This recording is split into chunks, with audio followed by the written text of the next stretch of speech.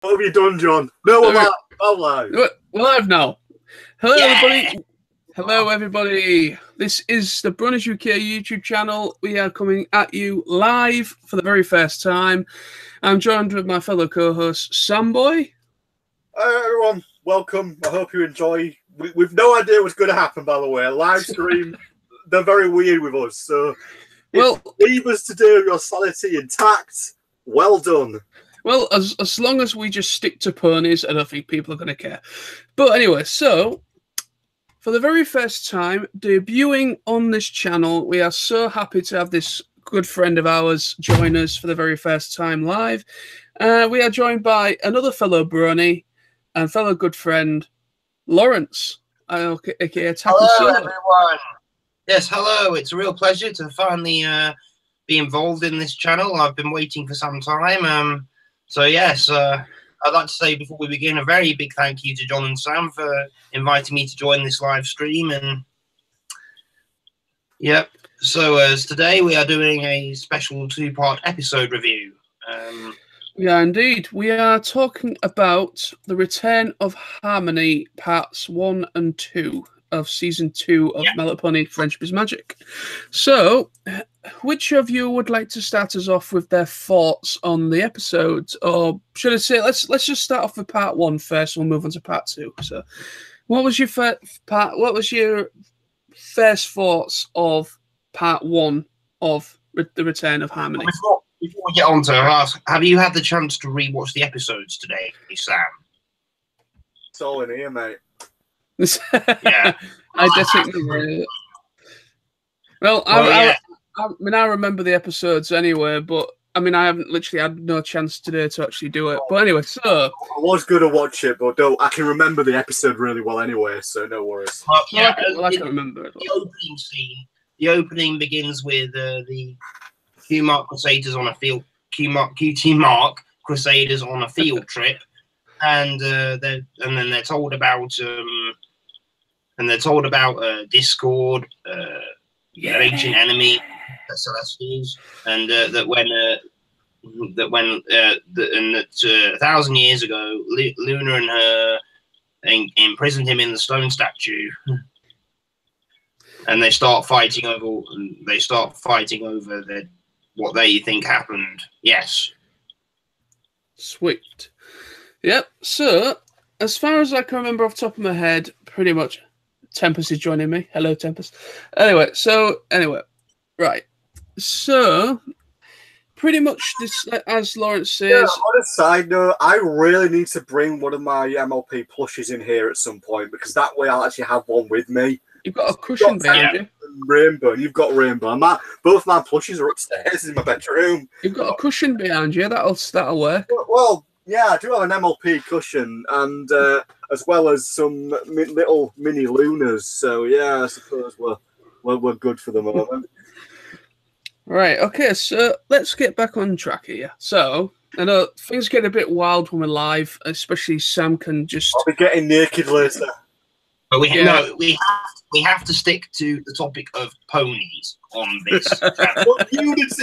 Nudity! But yes, about ponies, as we were saying.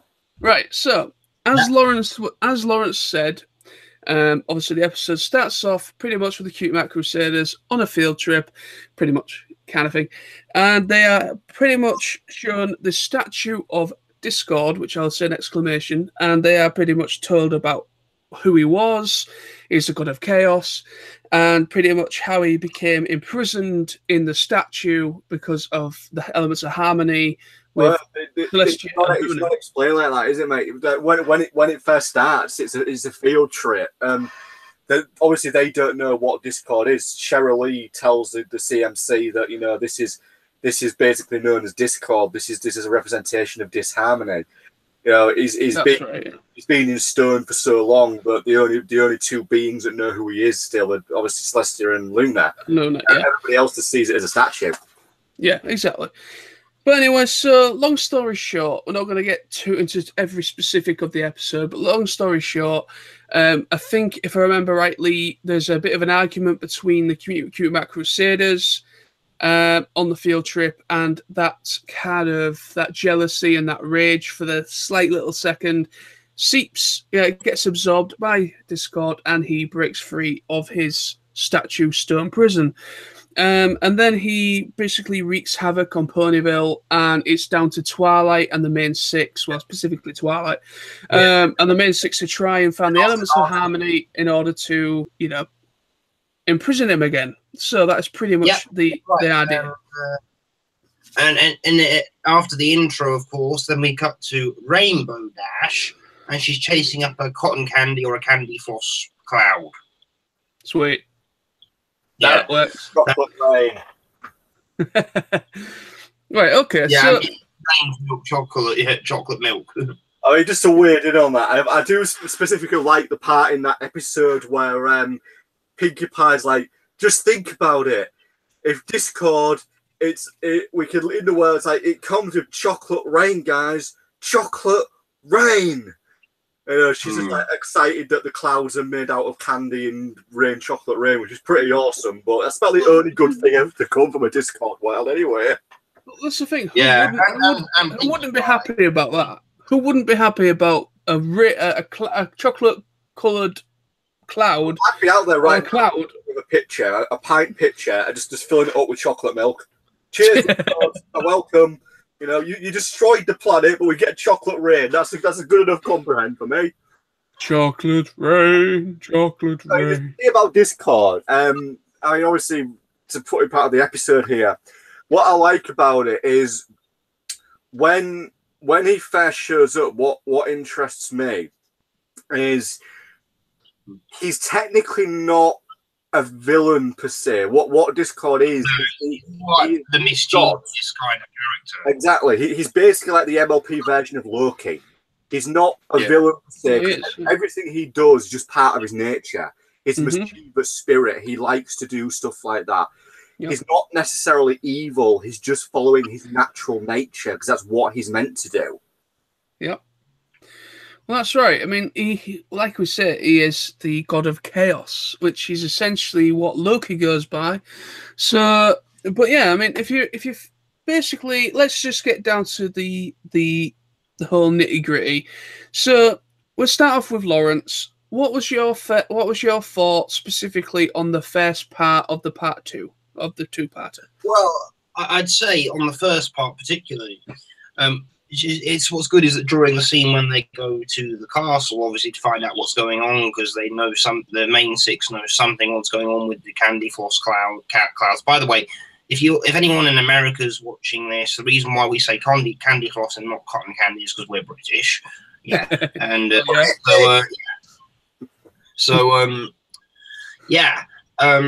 and then they go to the castle, and then Princess Celestia explains the backstory. But then how Discord appears in the stained glass windows, and explains he's going to put the ponies through a test to imprison him again. And yeah, he's taken the elements of harmony, and they have to find them. And he gives Twilight a riddle that says, "Find the elements of harmony where you began," and she takes it literally. And she thinks that they go into this tribunal maze kind of thing near the castle, and then very odd things start to happen. Discord uses his hypnosis abilities to hypnotize the four other ponies. Fluttershy, Rainbow Dash, Pinkie Pie, and Applejack. Rarity, of course, yes, to turn them all against each other, and shows them fake images, false images of them arguing with each other. Because I like the way that because effectively what he does, what I like about it is he reverses their natural elements. For example, with Rarity, he turns her from being a generous pony to being greedy. And selfish. Yeah, he makes doesn't he make her see like a big normal boulder as like a big diamond? Yeah, because he's just dragging the boulder around, but she thinks it's a diamond, and every time, like, you know, Twilight tries to help her, and she accuses Twilight of wanting to steal this diamond, but obviously Twilight can see that it's just a giant rock. And then with Applejack, for example, he turns Applejack into a liar, where Applejack is the opposite of lying, which is honesty. But, you know, so he reverses their elements.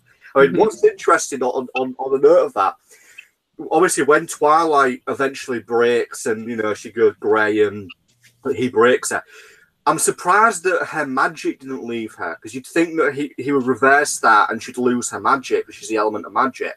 Just food for thought. Yeah, well, pretty much in a nutshell, I don't know how much more I can really add to this, to be honest, but for part one, in my personal thoughts on part one, is part one of the two-part. Basically, much it starts off really good. I mean, it's a great opening season finale, opening special, whatever you want to call it. Obviously, as you all know, that's the episode that we finally, out for the first time, really, introduced to John Delancey's Discord, and it is, Discord for me is, even though I haven't actually put him into my top, if you remember the last video we did, me and Sam, neither of us put him in our top 5, but he is certainly in my top 10. But we will do a top 10 at some point anyway to kind of clarify that as well. But anyway, so this was the first time we actually are introduced to Discord, and we are introduced to the fact that he is obviously the god of chaos. He is pretty much, as the story progresses, you find out you kind of, I believe you have a bit of a flashback, if I remember rightly. You have a bit of a flashback to the battle between. No, that's season 4, mate. Is that season 4? That's season 4, where you see the flashbacks of Discord in the past when he was fighting Luna and Celeste. Right. My apologies. I'm getting mixed up with that episode. But anyway, so yeah. Right, so let's get straight on to track again. I'm going. This is we can forgive you. This is going pear-shaped. We're in the live stream now. Lawrence, you take over. John, Lawrence, you're the boss now. You're in charge. Right, yeah, okay. But anyway, saying that. Carry on, sorry. Well, yeah, I mean, yeah. When it gets to the part where, one thing that surprised me is that when Twilight notices that they're all acting exactly the opposite of themselves, their personalities have kind of flipped over. What doesn't surprise me is the fact that she doesn't tend to realize or doesn't get the idea that Discord could be controlling them. I'm surprised that she doesn't kind of figure that out. The Discord's responsible for the way they're acting.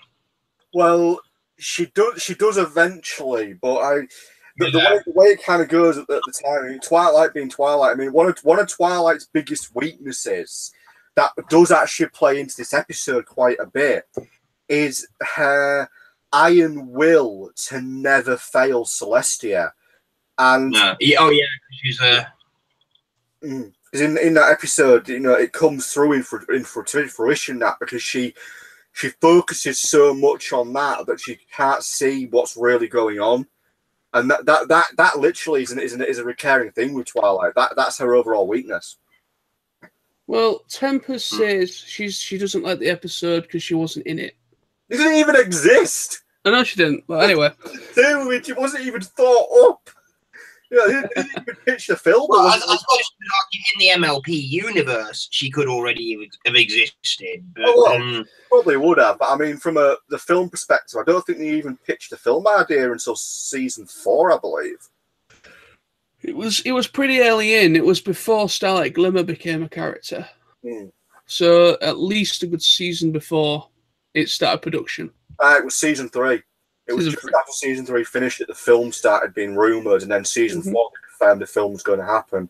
And yeah, because off topic, but Starlight Glimmer was added last minute into the background in the opening scene of the film to make it canon. Cool. Well, you kind of need to do something like that because, quite frankly, you'd be like, Starlight Glimmer's not there. This isn't right. Anyway, so let us carry on with the topic. So, the return of Harmony was for me a fantastic two-part opening special. Quite frankly, I hold season 2 as one of my favorite seasons. Quite frankly, I mean, season 1 was obviously the first series, but I feel it started to come into its own a bit more in season 2. So you had a lot of very interesting episodes. You know, you had obviously, you know, Princess Luna was actually introduced for the first time properly in season 2.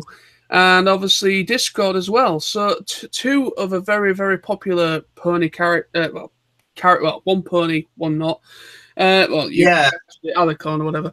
But yeah. So yeah, it was a fantastic episode. Really enjoyed it. Even though I've not actually really watched it since, and I actually should have watched it before this video. But another good point is that they, you know, when obviously Discord removes the wings, the wings from Fluttershy, Rainbow Dash, and Rarity, and then Twilight and Applejack get their horns removed, because they can't use their magic and they can't fly. But I like the fact that Rainbow Dash is the last one to fall under his spell, and he tricks her into kind of taking her wings back when she's under his power. And then the other ponies see her flying off. And what's good in part 2 is she's the last one to have to be revived from his spell, and they have to chase her up in the balloon, and they have to bring her down, tie her up against her will, so that Twilight once Twilight and Applejack have their horns back, when supposedly they failed because they took the riddle literally. Rainbow Dash is the last one to have a proper. Excuse me. Yeah. So right, let's go to Sam again. And what was pretty much your overall thoughts on the opener? I like Discord as a character. To see it when he was kind of introduced, it was very different, because here you had a character who, in all fairness, Discord is probably the strongest character magically that they encounter. Because if you think about it, at a snap of his fingers, he can do anything. So realistically, Discord, from a power point of view, he's literally the most dangerous threat that they ever face, because I mean, the only way to beat him was with the elements of Harmony, and if you take them out of the equation, Discord could just snap his fingers and all magic move. You know, that part near the end of the episode where they say what they've learned, as they normally would. They say that they know friendship isn't easy, but it's worth fighting for, and they use the elements to re-imprison him. After that, when they're all back together, because surprisingly, what we found out in the riddle is that the elements were, when they were removed from the ponies, he put them back into Twilight's spellbook. And obviously, the reason why he put them there is because he never thought they'd think of looking for them there.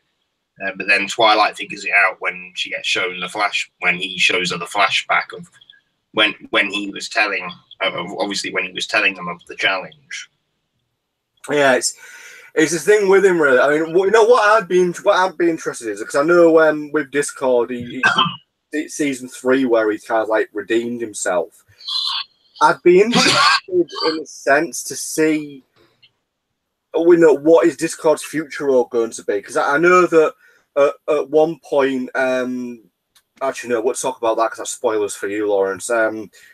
Just from a perceivable point, obviously he does come back later on. Not to spoil it too much for Lawrence, but no, I'll find out soon enough. Don't worry. One thing that I do like about him is if I were to compare him to one of the main 6 ponies, he's like Pinkie Pie. He's Pinkie Pie magic, because Pinkie Pie likes to laugh and joke and have a good time. Discord's the exact same, but his magic is a reflection of that. So you could almost say that if Pinkie Pie had magic, she'd be like Discord. Yeah, very true. I mean, to be honest, I can imagine that. To be honest, I can kind of imagine pretty much Pinkie Pie kind of being like a substitute possible if she wasn't as bubbly and bright and fun as she actually is naturally. Like she is under his control, yeah. Yeah.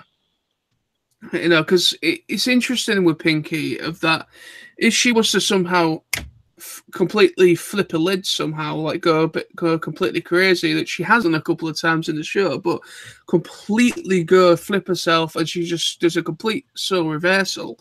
She's an interesting character to see what she would be like if she was opposite herself. Like she would literally be probably the nastiest pony imaginable if you swapped her nature around.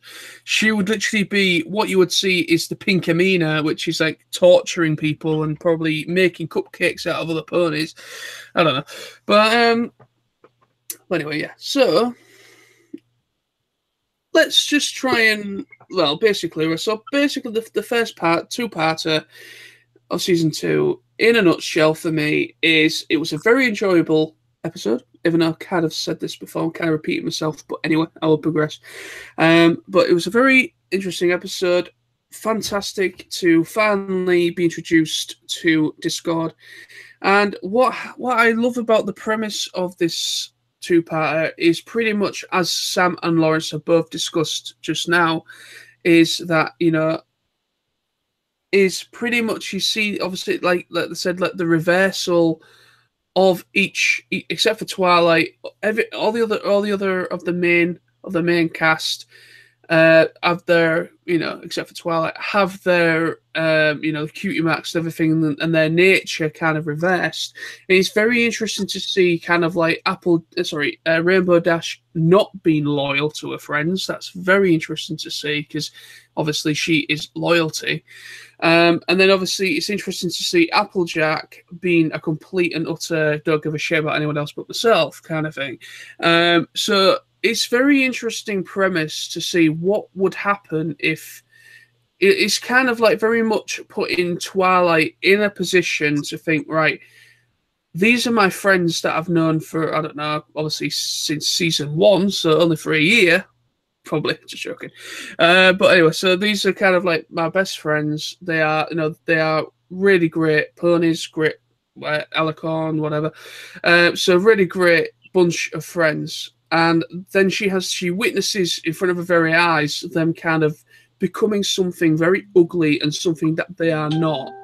And it's a very interesting perspective of seeing some strange mastermind that is Discord, kind of manipulating her friends in such a way to really kind of bring it forward as that, holy shit, it's anything to do with like reversal of something or someone or some characters, kind of anything to do with that kind of reversal, it really does appeal to me. And that is kind of why I decided to kind of start the live stream on season 2 opener, because it is a very intriguing episode. There's a lot of elements to it and a lot of things to it that I really find very intriguing, because it's, you know, it's just great to see the characters not being themselves for once, rather than them actually, you know, if you know what I mean. It's just good to see them not be themselves for once.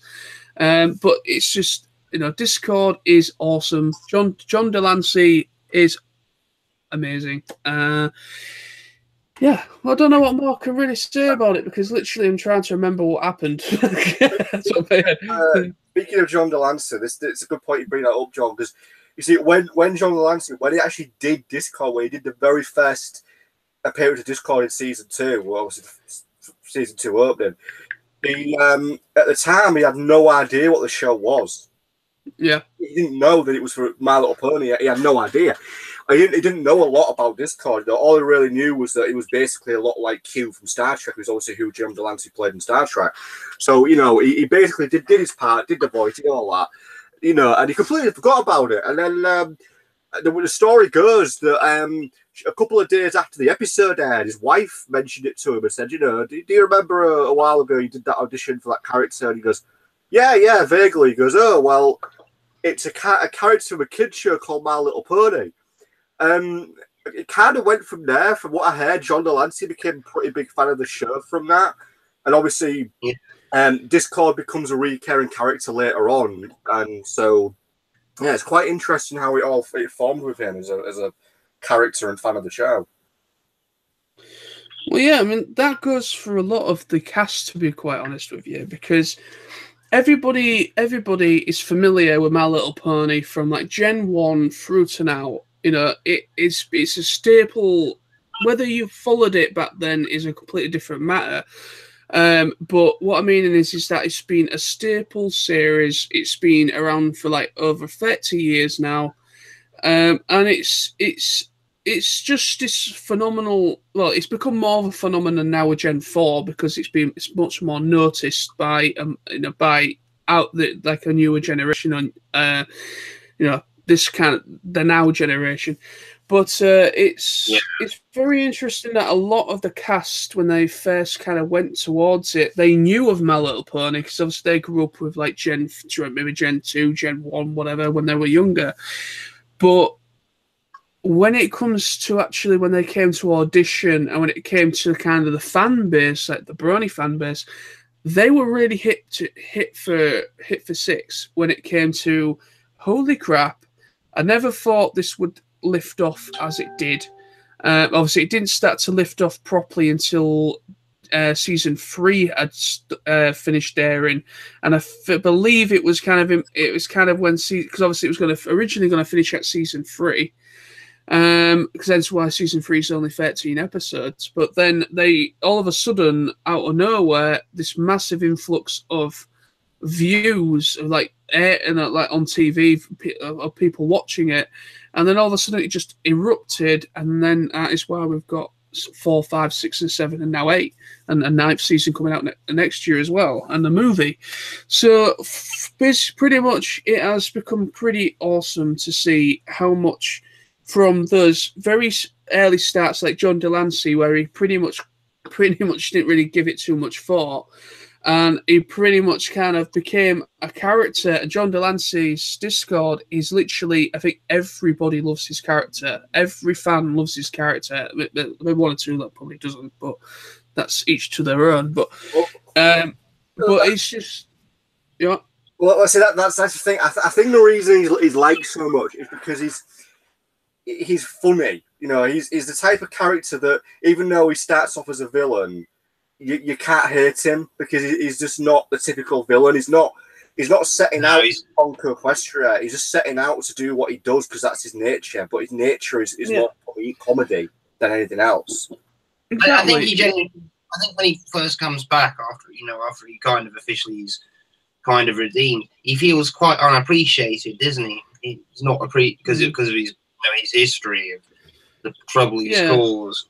I mean, it might be a bit of a long shot to say this, but I will be very curious if they'll ever do an official backstory for Discord. Like, where did he come from? That kind of thing, because he can't have just shown up one day in Equestria. Surely he has some form of origin.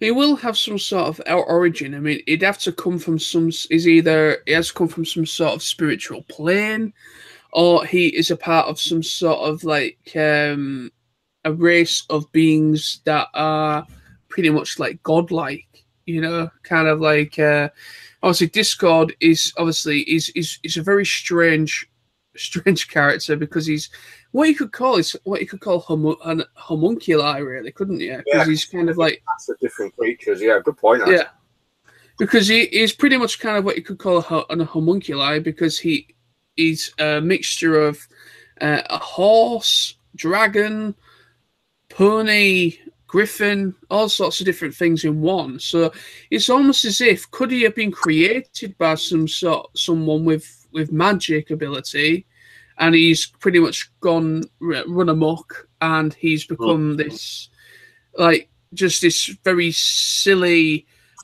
always finding everything amusing kind of character, and he just wreaks havoc, and he doesn't really see what he's doing. Because I could actually see something like that, and that actually could make sense, where he could have actually been created by someone with immense magical ability. Well, I was just going to say something, but to be frank, that fan theory is completely debunked now, so there's no point in me even mentioning it because it no longer even exists because of what happened in season 7. Yeah, I won't mention that. I think what I'll do though is after Lawrence, once you're fully caught up, mate, when you're like past season 7, let me know because there's a fan theory I want to talk about, but I don't want to talk about it now because it might spoil it for you. So I'll save that for another day. But it's worth mentioning later on because it involves Discord. But we'll mention it when Lawrence is caught up more. Yeah. Well, so is there anything else either Lawrence or Sam would like to add to their thoughts on this season 2 special part 2-parter? Well, let's just say the lesson learned in the episode, as with most of the episodes, but the lesson learned that friendship is tough, but it's worth fighting for, I think is a great message at the end of it, and it's very, very well put out, through the whole storyline. Season 2. Well, to be frank, season 2. I think what's probably the most important part about season 2 in its fullness is that it very much sets the pace for season 3. Because I know that when Twilight became an Alicorn, there was a lot of split between fans. Some fans weren't happy that she became an Alicorn, but if you look at season 1 and especially season 2, the whole concept of her becoming an Alicorn is there. It is literally painted black and white for 2 whole seasons that she's obviously going to become an Alicorn. I mean, the fact to learn that her element is a crown is kind of a big hint. Well, yeah, exactly. I mean, yeah. I don't really know how much more I can really add to this. I mean, I've spoken long enough of my impression the impression that this two-part special season 2 gave me. But yeah, all I'm going to say is my overview is it was just a fantastic episode. Interesting to see what happened within it. Kind of like seeing everyone, all the ponies except for Twilight, kind of be manipulated in such a way to, and it's just great to fan for the first time being introduced to Discord's character. And it's like Lawrence said as well. It's a very good message. It does send a pretty interesting message at the end of it. But yeah, it was a fun episode of fun 2-parter. Very good starter to season 2.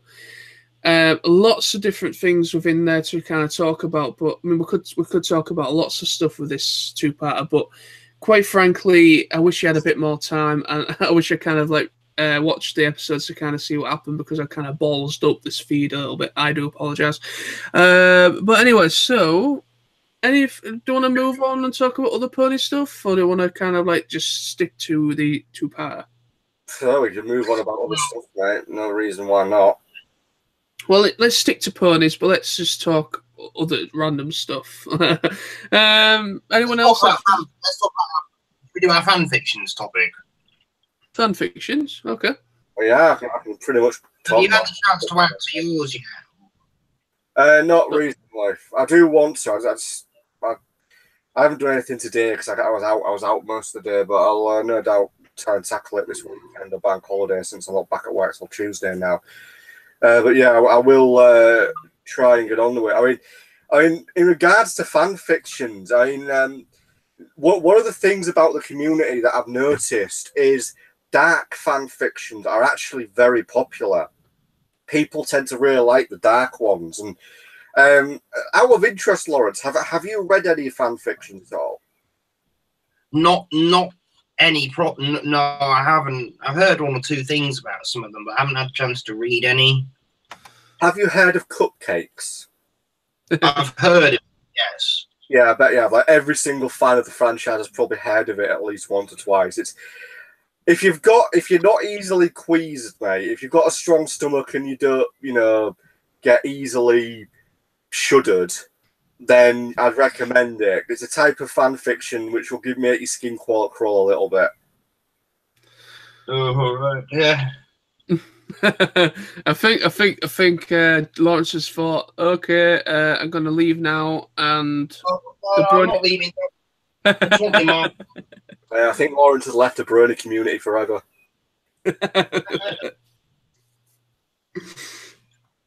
Yeah, to be honest with it, I'm very similar with Lawrence. I mean, I don't think I haven't read any any fan fictions at all properly. I really want to check out Cupcakes. Definitely want to check out Cupcakes properly. I mean, I have kind of, obviously there was like a fan animation thing put up on YouTube for Cupcakes. That was pretty much kind of going off the little. It was kind of like a storyboard animation that a fan did, kind of based upon the fan fiction of Cupcakes, and you pretty much just kind of see like the whole like torture scene of her, kind of like there's kind of a bit of a torture scene of Pinky kind of torturing poor Rainbow Dash. And kind of using chainsaws and using all sorts of different things to kind of like, and then kind of you're on about that.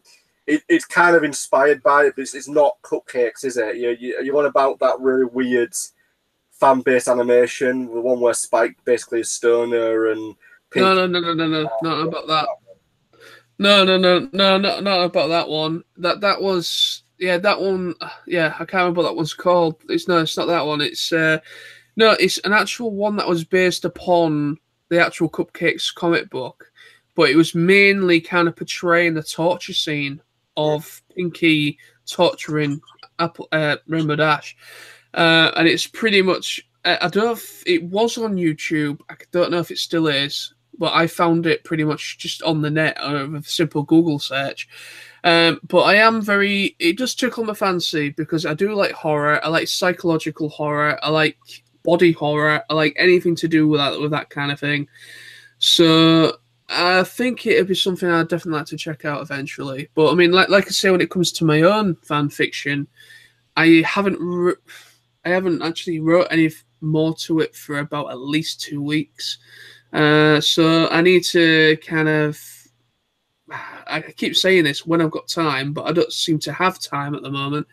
But I will eventually kind of sit down and try and type a few more pages of it, and try and eventually get to the point where the human character Jack finally gets to Canterlot through whatever portal or whatever means. And I'm actually kind of rethinking, because originally he was going to become a pony. And then with Sam kind of telling me that the whole like human to pony thing is just overly done to the point where it's nearly everybody's doing it. So I'm kind of thinking to myself, I might maybe make him something that's not yet been introduced into a My Little Pony, like make him some sort of. Let me give you a bit of a little bit of an example on that, mate. Right, according to Film Fiction, the amount of stories on there where it's basically human to pony stories, whether it's a human becoming a young pony or a full pony, basically that kind of story. There's over 96,000 of them registered on that site. When it comes to human into anything else, like human into dragon, for example, there's not that many.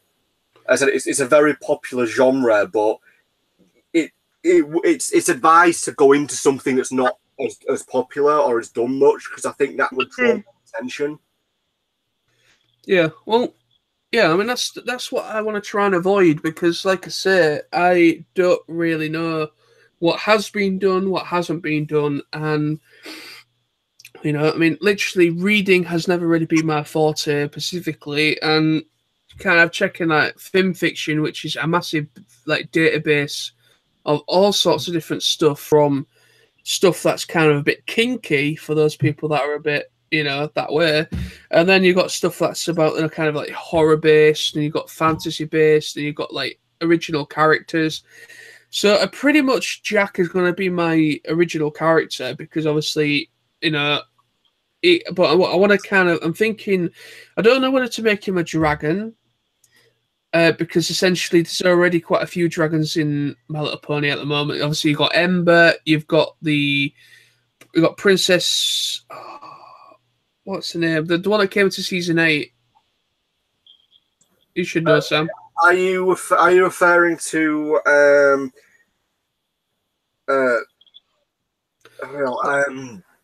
What? She's a pupil at the school at Twilight School. Was quite a few. Are you referring to Smolder, the dragon? Smolder, that's right. Yeah. Basically, so you've got Smolder now, you've got Ember, and then Spike. So you've got at least 3. So, and then obviously, you know, but so I don't know whether to make him a dragon. I don't know whether I'm thinking maybe either making it, even though there's even, yeah, I don't know. I don't know whether to make the character become a griffin, or make the character maybe become something that hasn't actually been introduced yet at all, comic book or anything. So I'm going to have to look through into some sort of mysterious, like, I have to look through some like mysterious creatures that, you know, would work in a kind of this kind of a setting that has yet to actually be found, because it would be interesting to see that, you know, could like, you know, this could Jack have potential to be something very great and powerful, and he just isn't, he just don't know about it. And when he goes through the portal, he essentially becomes something they've not seen, and Twilight doesn't even know. There's no record of it in the texts or anything, or something like that. But I'm it's still going around in my head. There's some ideas. I'm gonna try and jot a few more pages and try and work out, because the way I write, it pretty much is, it comes out as I type. I've never really been one of these that I simply can't plan a story. I've tried to. Many people say you have to plan. You have to plan. You need a start, finish, and an end. You need to plan it structurally, and I can't do that. It's not so much planning. I mean, hell, some authors I know, mate, who are published authors, extremely successful authors. Some of them, yeah, like for it just example, comes off the pen sometimes, doesn't it, when you're writing, kind of thing. well, it does. I mean, like some of the authors I know that I read, some of them, like when you look at their earlier works, like one of the authors I follow, he often says when people ask him, you know, what was the hardest book you wrote, he'll often say, well, the very first book that I wrote, because I had no experience, I obviously wasn't an author, and I spent ages writing the characters, rewriting the characters, thinking to myself, will this work? And he said one of the things he did was he tried to base certain characters off himself. Mm-hmm. He's saying like 3 of the main characters in his first book are a little bit of him, and he was always saying that the best advice he could give to anybody when asked, you know, about writing is try and stick to things that you know and that you're good at, but also try and expand a bit outside your own comfort zone. Because obviously writing about things you understand is fine, because you understand them and it's easy. But if you go outside your own comfort zone, you'll grow and learn as a writer. I mean, any writer, whether they're a published writer or just a fan fiction writer, always starts off somewhere. And hell, yeah. I've written loads of stuff, mate, that over the years, just for fun. And even now, I go back to stuff I wrote 10 years ago. I realise I've improved hugely, but there's still room for improvement. There always will be. And that's like anything in life, you know, you're always going to have to improve.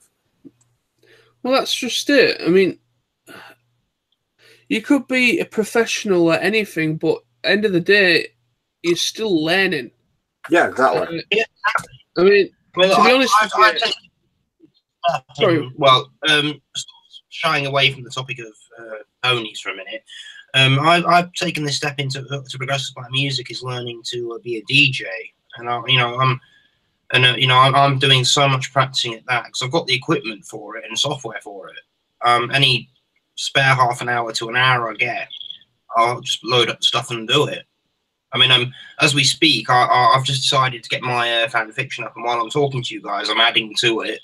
Because it's kind of what you were saying, Sam. With me, it's just come off, you know, just type, just ideas come, just type it. Yeah, exactly. It's. I can just see the next part of the story as I write. Yeah, exactly. It's probably more one of the best things you can advise. I mean, an online author, I'm a huge fan of that. I've been following for about probably easily 10 years now. Recently, he commented on some of my work and said, you know, it was something I wrote recently as well. And he said, yeah, you know, good story.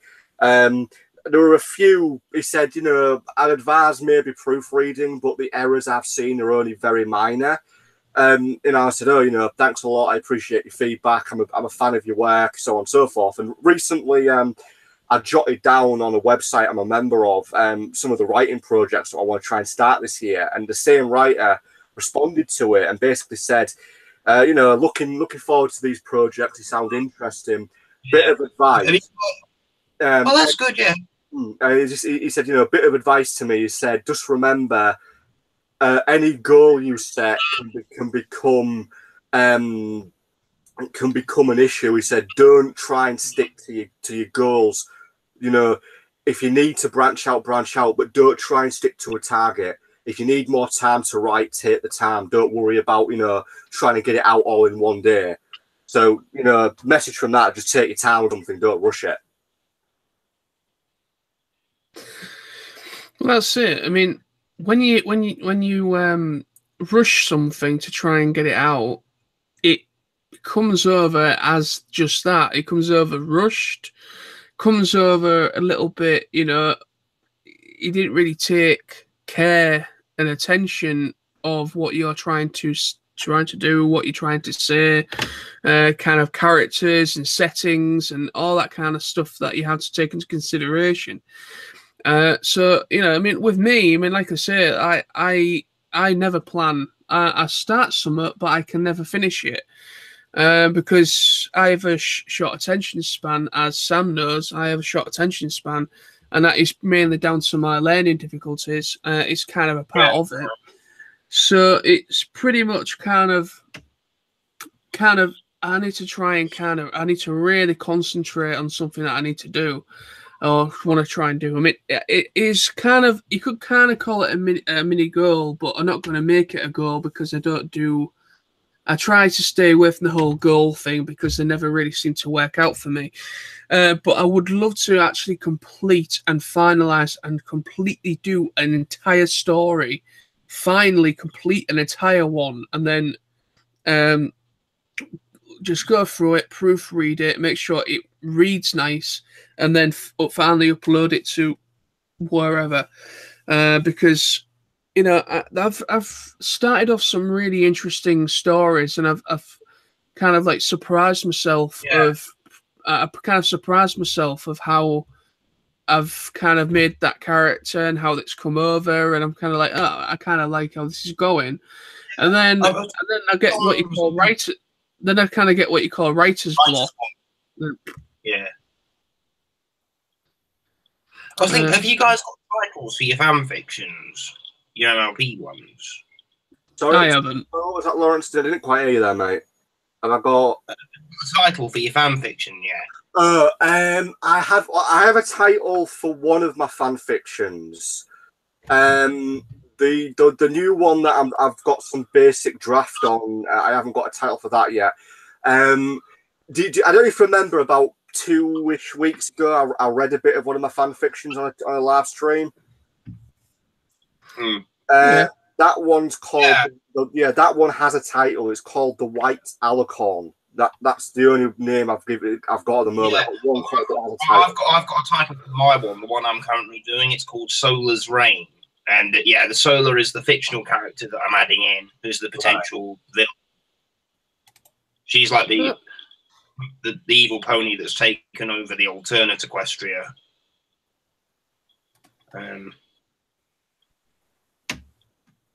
Sounds interesting.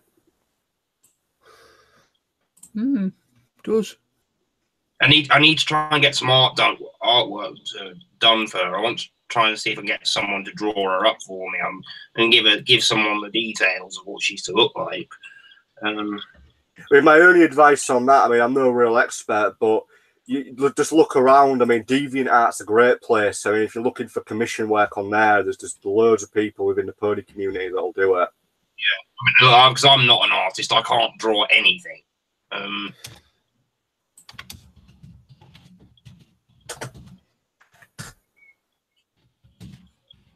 It's a bit of everything, mate. But as I said, it really depends on what you're aiming for more than anything.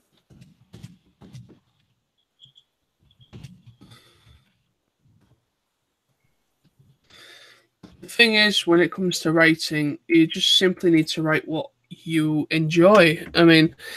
I mean, when it comes to a lot of writers, nearly every author out there, they simply write about stuff that they generally really enjoy, and they get, kind of like they might take inspiration from other people's works, such as like you can kind of see with like Harry Potter, for instance. You can kind of see there's a lot of inspiration from different things that she's probably kind of imagined and then kind of like brought it together and made like these characters like Hermione Granger, Harry Potter, and obviously Ron or whatever. So so pretty much she just pretty much those three characters and then kind of like this whole world where she's kind of taken different things like wizards, witches, griffins, mysterious characters, dark lords,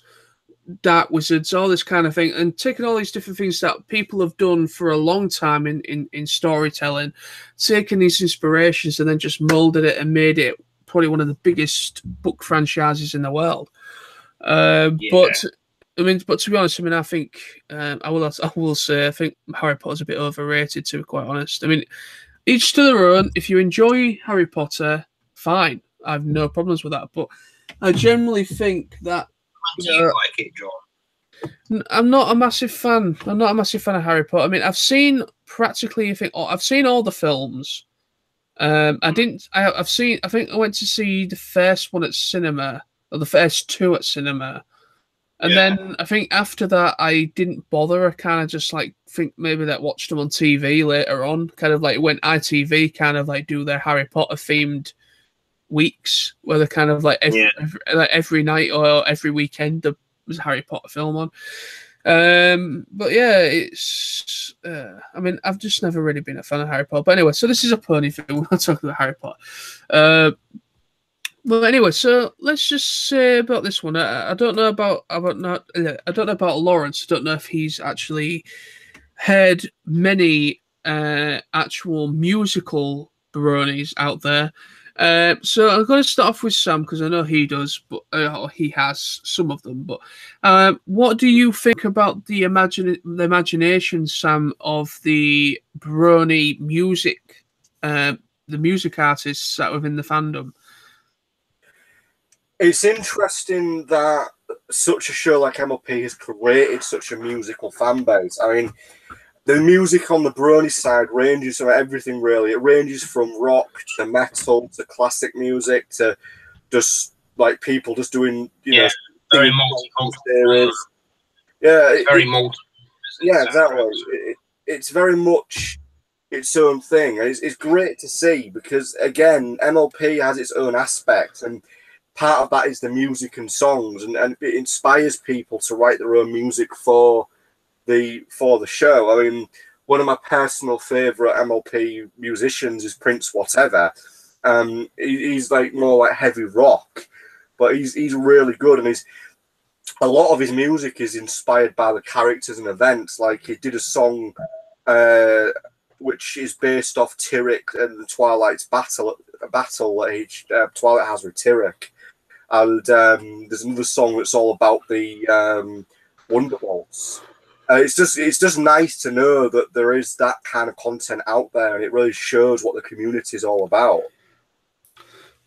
Yeah, I mean, to be honest, I mean, one of the things that I love about the Brony community as a whole is generally that they're a very creative bunch. I'm not saying there's other fandoms out there that aren't creative. There are many, Marvel fans, DC fans, whatever fan base there is out there, you will find that there is like a small or maybe quite a large, it depends how big the fan base is, but you will find that there is a very interesting group of individuals that are very, very gifted, very talented, that make like fan animations, fan music based upon certain things. You'll probably get like little live action, little fan movies that people have done as well. So My Little Pony isn't the only example to really say about it. But I will say, I think MLP fandom or Brony fandom or whatever. I think this fandom really has to be one of the most imaginative and creative I've ever witnessed. You get a little bit that it's, the Transformers community that we are also a part of. If I can actually say Transformers, because it is another Hasbro brand, but Transformers, it is that is there's a lot of creative individuals within that fan base as well.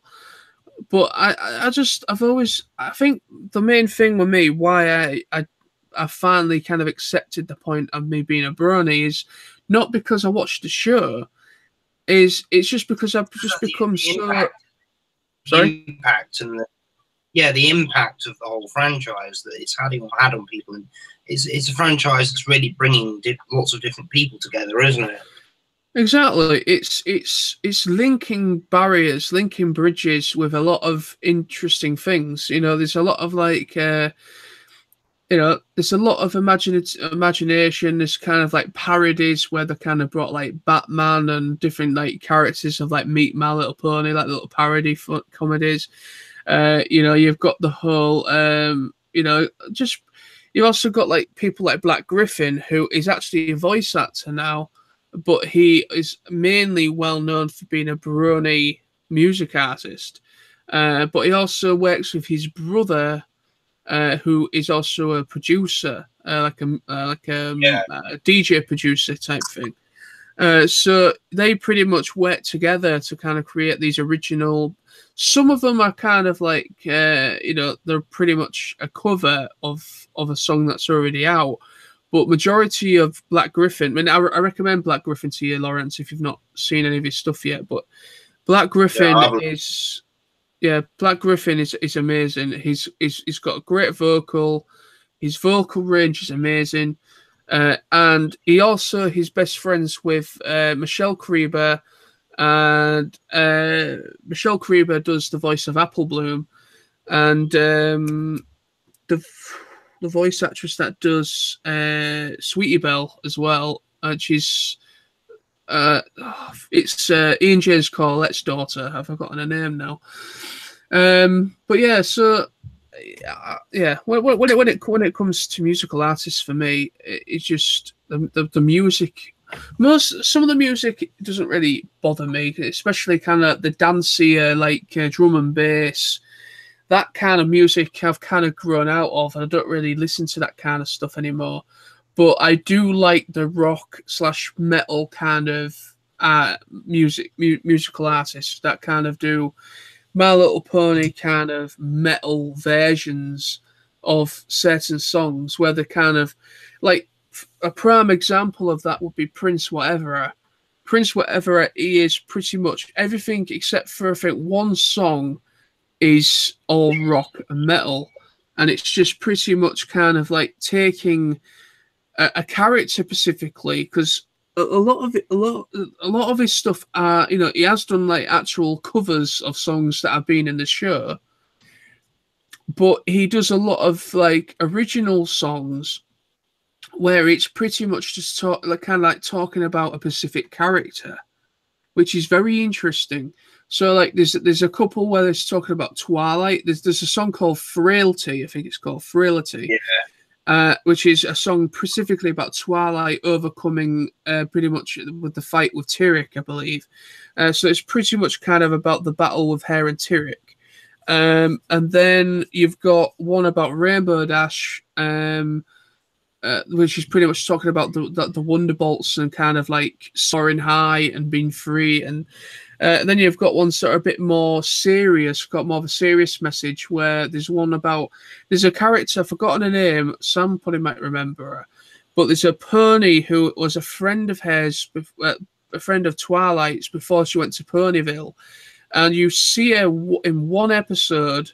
Oh yeah, I know. I forget her name, but I know who you mean. Yeah. She's literally Twilight, but she's just a different color scheme, like other way around. Yeah, I forget her name, but I know who you mean. Yeah, I've forgotten her name, but pretty much she has a friend back home, and it's pretty much that. There's a song, pretty much kind of like asking the question of why did you leave me, kind of leave me alone kind of thing. And it's kind of like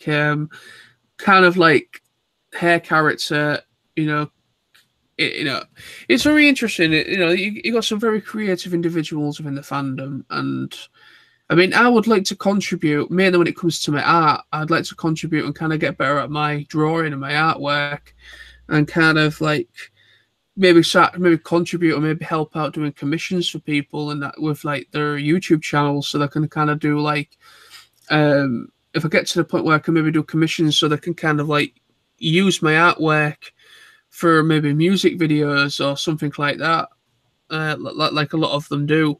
They kind of go to DeviantArt for all these incredibly creative, and just some of the artwork within this fandom is amazing. It's just unreal. The amount of detail and in some of the artwork I've seen is unreal. I mean, literally, you go on DeviantArt, Lawrence, it is unreal. Literally, right? It's like... Is that the site for fans? Yeah. Sorry? Where people... Is that the music site where they... No, DeviantArt is it's pretty much like fan. It's a bit like fan fiction, but it's you can. This is where people post their fan fictions. It's basically an art site. It's like people do all sorts of art on there. There's original art, fan art. It's everything, right? There's all sorts of artists on there. It's a really good website. Plus, it's free, which is the really good part. Well, yeah, I mean what I'm saying, it's a bit like film fiction, is that you can actually put your stories on there, so you can put writing stuff up on there as well.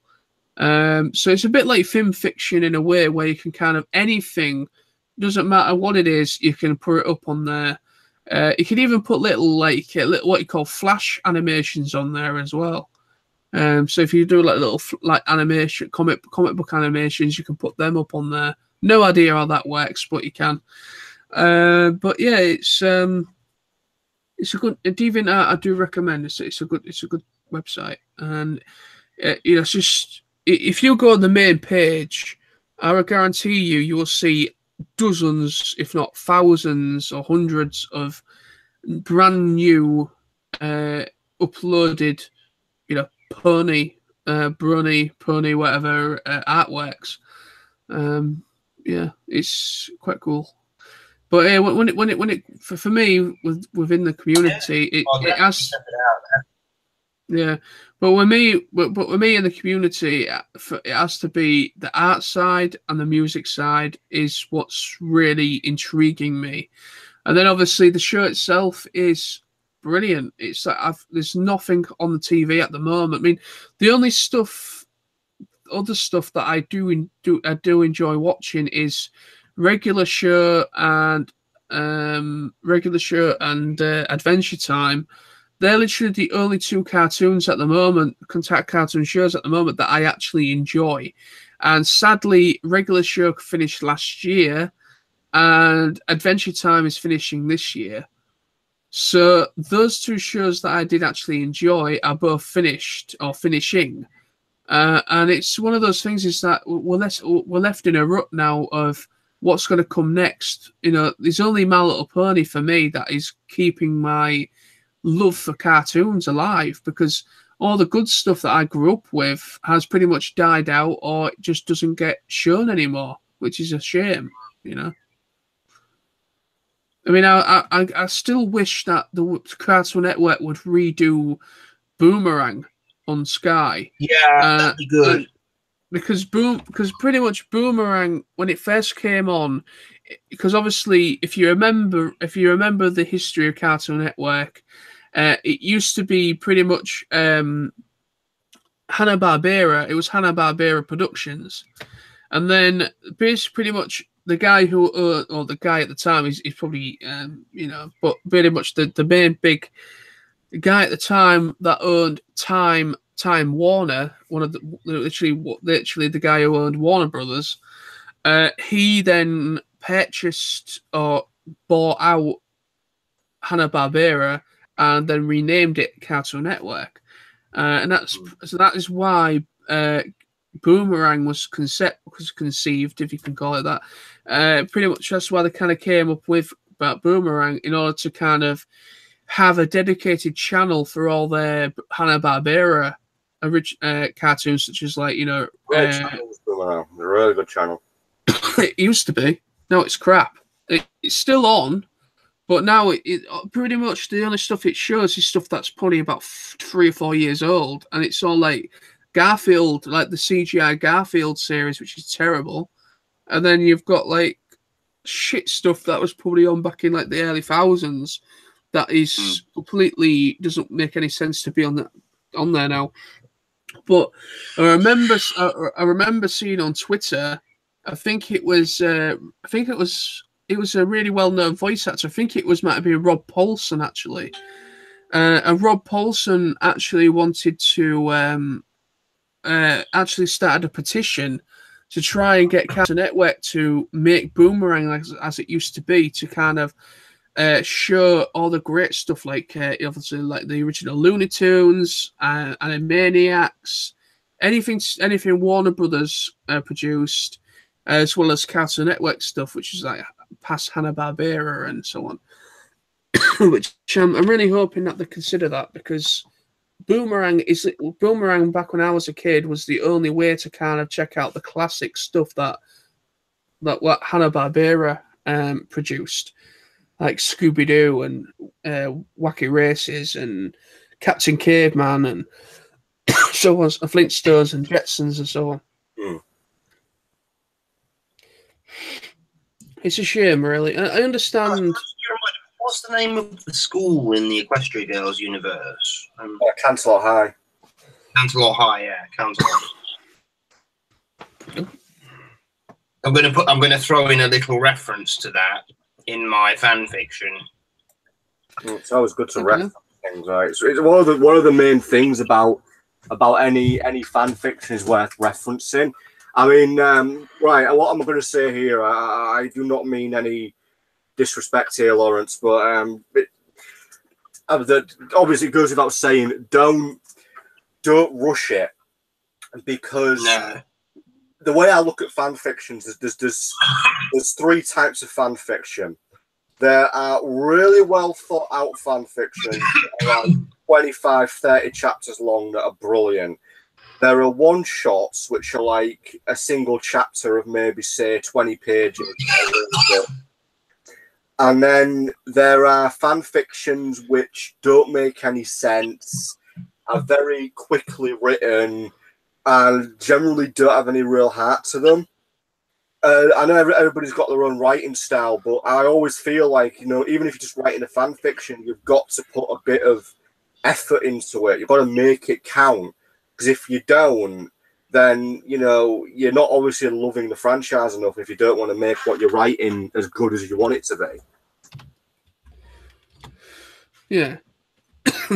What you need to do is, I think what Sam's trying to say is not rush it, but put your heart and kind of like have a bit of passion about what you're trying to write, and pretty much just enjoy it. That's the main thing about writing, is you're supposed to enjoy the writing side of it. And, that's why I'm doing it, because it's just something I enjoy doing. Yeah, exactly. That's all you need to do. But just don't rush it. Take your time. I mean, like everything, with time comes experience, and with time comes a product that you will hopefully be proud of in the end run, you know?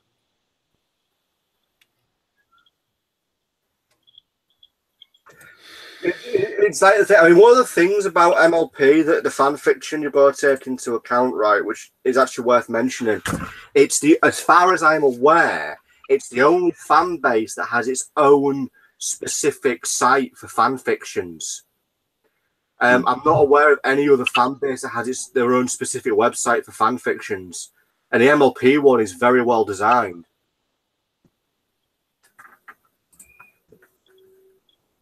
Open up your eyes. That is a great song, to be honest. It's a great villain song, I have to say. Yeah. I'm so happy to finally get her, and I didn't have to pay Build-A-Bear prices, which I'm happy. How much did you pay? Let me find it. I will find it. because I can't remember. It was nowhere near as much as Build-A-Bear. Let me have a look. Like I was saying to Lawrence as well before you came on, Sam, I've got another plushie on the way as well, but I'm not unveiling which that one is yet until I get it. I think I have a pretty good guess. Yeah, I know it was probably yeah. one of the characters in your top 5. Possibly. Message has been received. So I'm saying possibly. Right. Where is it? Where is it? Where is it? Where is it? Oh, time to get some lights in here, I think. Right, here we go. Right. Right, it cost me.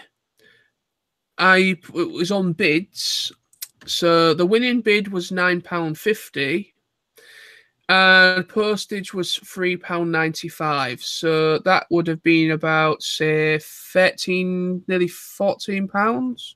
Yeah, so you saved yourself probably about £6 or £7 then, because they're about 21 quid-ish at Build-A-Bear. So yeah, you saved yourself a bit of money there. I think when last time I went in, they were about nearly 25. I think. I have saved a bit of cash with getting her off there. I wasn't expecting it to finish that low, to be honest, because it's in fantastic condition, and it comes with a jacket and everything, and her boots, little boots. But anyway, so I'll love you and leave you two for a second. I'm just going to go and get myself a drink. No worries, mate. Because it's Saturday night and it's... What? Oh, I'm going to take a fag break. What you do, Sam, if you think about our next ponies topic while we take our break. Yeah, sure. No worries, mate. Sam, I'm entrusting you not to destroy this channel before it's even begun. Okay, I'm leaving you in the capable hands of entertaining the masses, which is a record 1 viewer at the moment. It might be me. I don't know. But anyway, so yeah, I will see you both in a second. Okay. See you all in a second.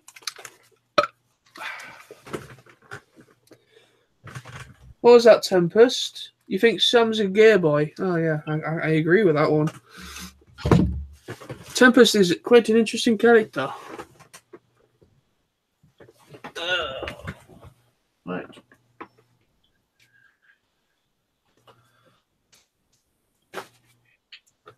Open up your eyes.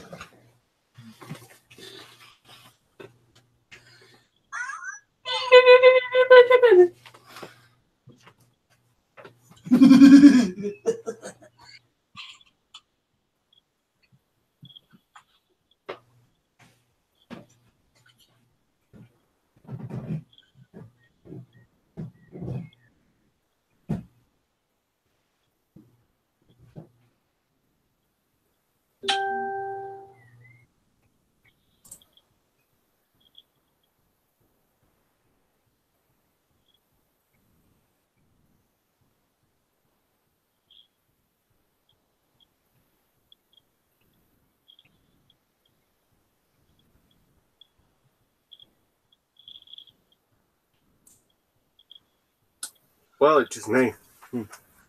Right, well, for all those watching, I hope so far you're enjoying it.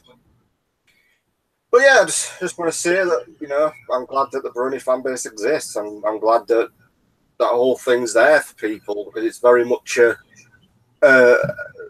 strong point for a lot of people. It gives people a bit of something to grab onto, or something to hope. And I think in this day and age, when there's so much bad stuff going on in the world, it's nice to have something that can be a sanctuary. So yeah, it's a great franchise. I love it. I have absolutely no regrets that I'm enjoying a series that's aimed at little kids. But you know, who cares? Because I watch Transformers all the time. I watch loads of stuff that's aimed at kids. You know, Hell, I've got loads of Disney stuff on DVD. I regularly watch The Lion King. But yeah, I'm always going to be a fan of the Brony fan base. I'm always going to be an MLP fan, and well, here's to a few more years of awesome. And as we see coming in here, a large Yorkshire man who is going to sit down with us today and talk about something. I kind of want WKD now because he's got some and I am. I might have to buy myself some WKD maybe at the weekend. Well, it is the weekend. But next weekend when I get paid, I will buy some then.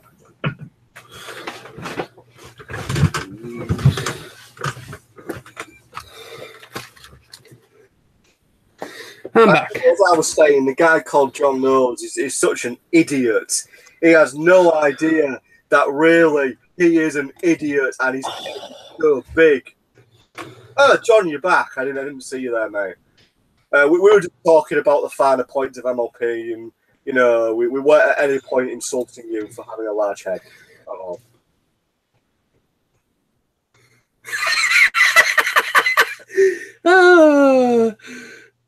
She just said you're a dickhead. That's funny. Right. I can actually imagine Tempest calling someone a dickhead. Actually, damn, I want WKD, you man. I want some. I'm gonna have to go and buy some now. I have to buy some probably next week when I get paid. Yeah, basically this is kind of like they've redesigned the bottles, haven't they? Yeah, they look a lot smaller, but I think they're about the same size. But how much is it? $2.50. No, well, I've got a 10-pack. I mean, no. Is it 250 ml in the bottle? 275 ml. It's gone up a little bit. It used to be 250. So it's a little bit of a bigger bottle then. It looks smaller. It's optical. It's an optical illusion because if you remember, it used to go to about there, the actual bottle, then the rest was neck. Yeah. There's that other one that's similar. It's VK. Or vodka cake. It's pretty much the same thing as WKD. Exactly the same. And you've got Bacardi Breezes as well. I like Bacardi Breezes. I used to drink them a hell of a lot. But then there's nothing to them, though. There's nothing in those kind of drinks. You could drink them all day and you'd be fine because it's so low alcohol content. Oh, the 4%, so it's just like an average pint, really. Yeah, it's probably a bit weaker. But yeah, you can drink quite a lot of them and be all right. Well, an average pint, you're looking at between 3 and 4. But then when you want something... I like the blue WKD mixed with a bit of Pepsi. That's nice. This one's nice that I'm trying. This is a passion fruit one. Quite nice.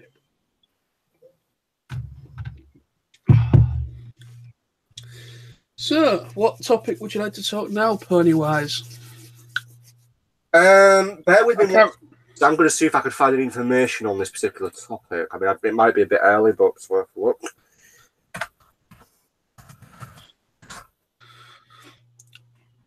Because I think it's about an hour, just over an hour since we went live. So I don't want to leave it too long, this one, because we're quite frankly, this is just the first live feed, and we're just, we can always do more. I mean, I was thinking about maybe about an hour and a half, and then maybe call it quits tonight. Yeah, that's fine, mate. We can do that if you want. Well, we'll see how it goes. Because I'm literally just kind of trying it all out. I mean, so far, everything's all hooked up and sorted on the channel, so...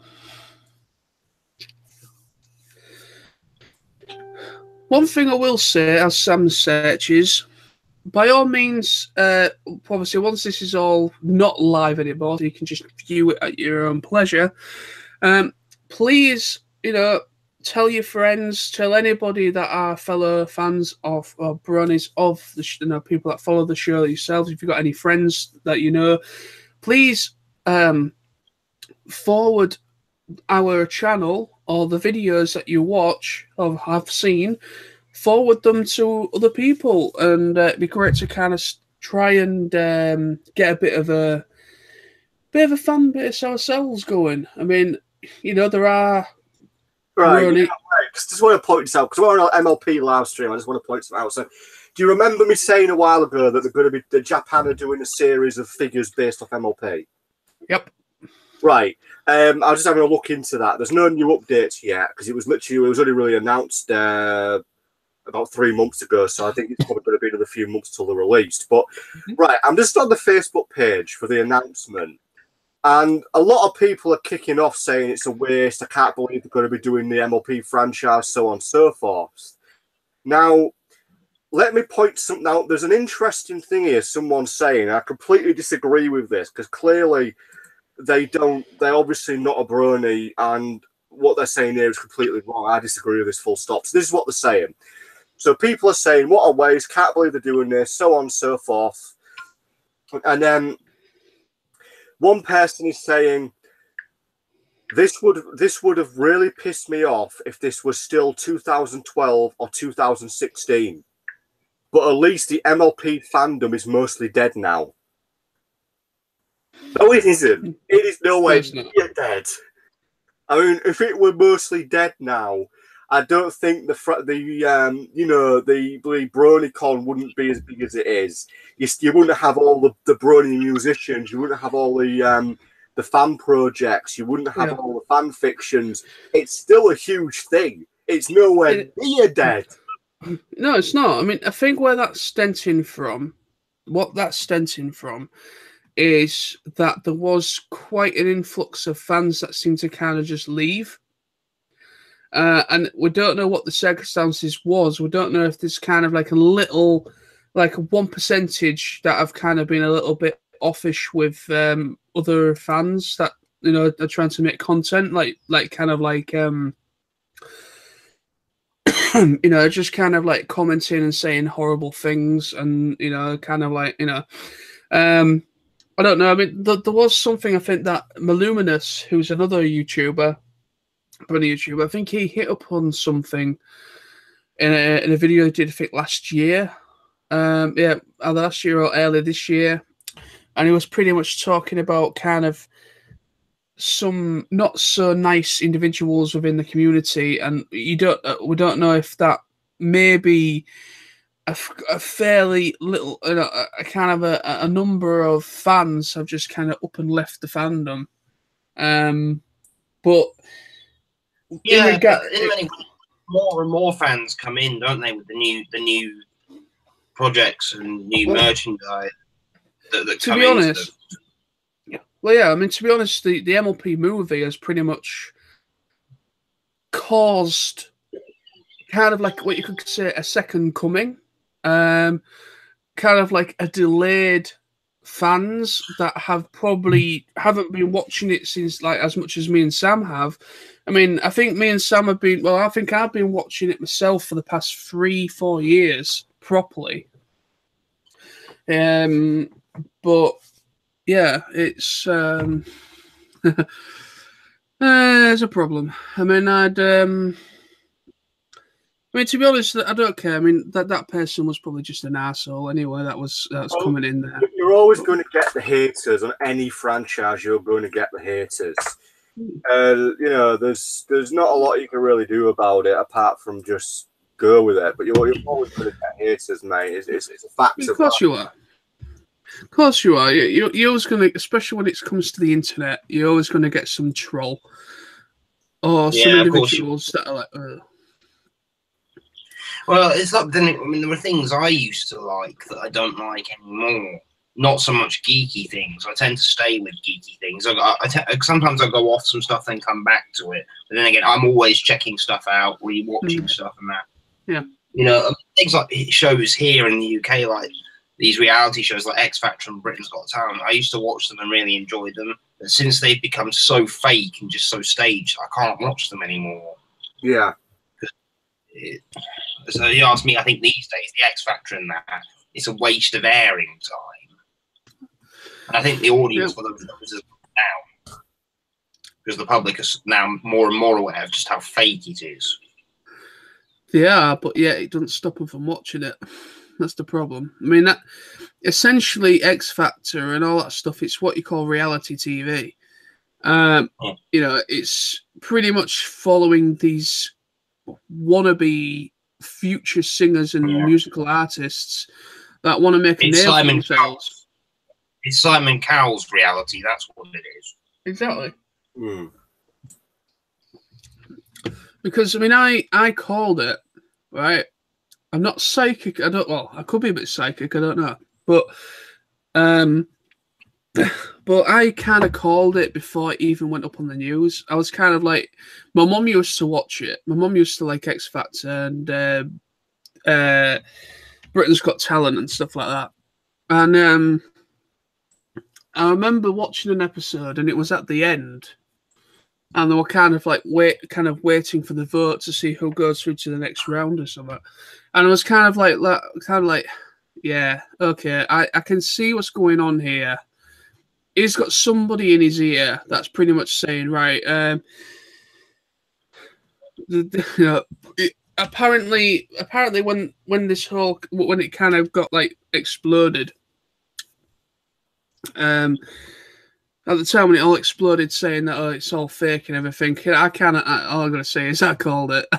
I called it way before it even came out, and I was kind of like, yeah, I called it, because this kind of show programming only operates on viewership, and that is it. It doesn't kind of operate on the premise of what it's trying to be. You know what I mean? It's I mean, anything to do with Simon Cowell, he can go and fuck himself for all I care. Because I don't like Simon Cowell at all. He's a self-centered bastard. He's like the McDonald's of television and music. Interesting, yeah. But McDonald's has some class, which compared to Simon Cowell.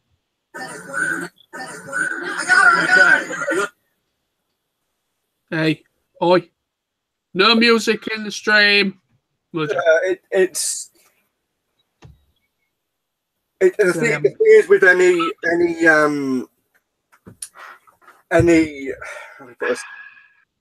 I think with anything on telly when it comes to shows, like I can think of the X Factor, and I think of the amount of times there's been people on the X Factor who win and never go anywhere, and like the runners up will become well famous. I can't remember what year it was, but I remember one year this woman who won it. She did like one single. She released basically one song, and that was it. And she just disappeared. She never really did do anything as a musician. And the two runner-ups actually went on to become very famous and did really well as musicians.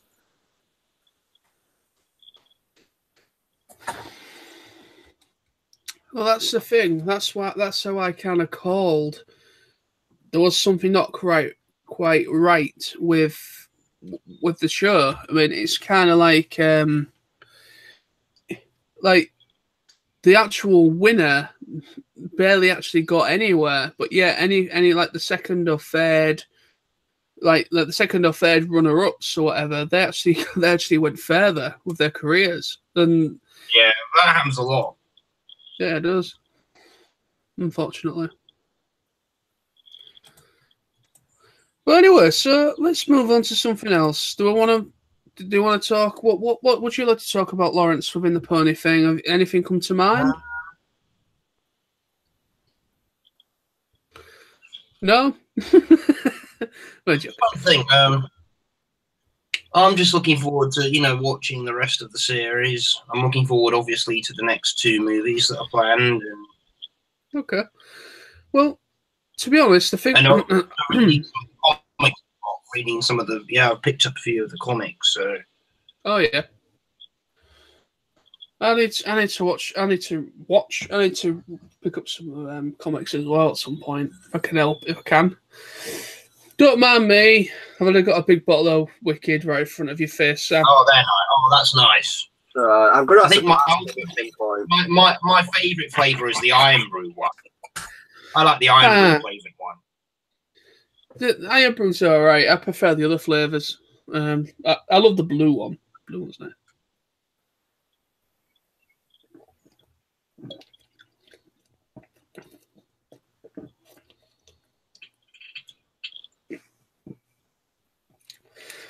Man, this stuff goes down way too easy. which is a bad thing because it's got there's nothing to it. There's really nothing to it. Well, to be honest, guys, if we haven't really got anything more we can really talk about pony-wise, how about we bring this stream to an end? We can maybe talk off camera, off live feed if you want for a little bit longer. Yeah, but yeah, I mean, it's been great. Well, it's been.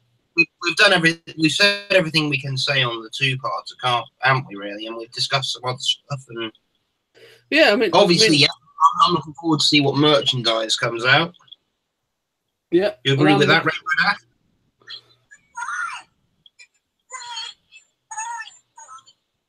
Oh, you're saying Brony boring? We're going to get some cash. Yeah, 20% cool. That's what we want to hear. Open up your eyes. Anyway, so from Tempest, from Rainbow Dash, from Lawrence, from Sam, and from myself, have an awesome time, everybody. Thank you for watching the stream if you have. And we will be making plenty more of these, and Lawrence will hopefully be a part of them as well in the future. Yeah. So thank you ever so much for everyone for watching, and until next time, stay awesome. Thanks for watching, everyone. Yeah, so thank you. Stay awesome, everybody, and spread the word of the Bros UK YouTube channel, and let's make something happen. Spread. So, bro-hoof to you all. Bro-hoof.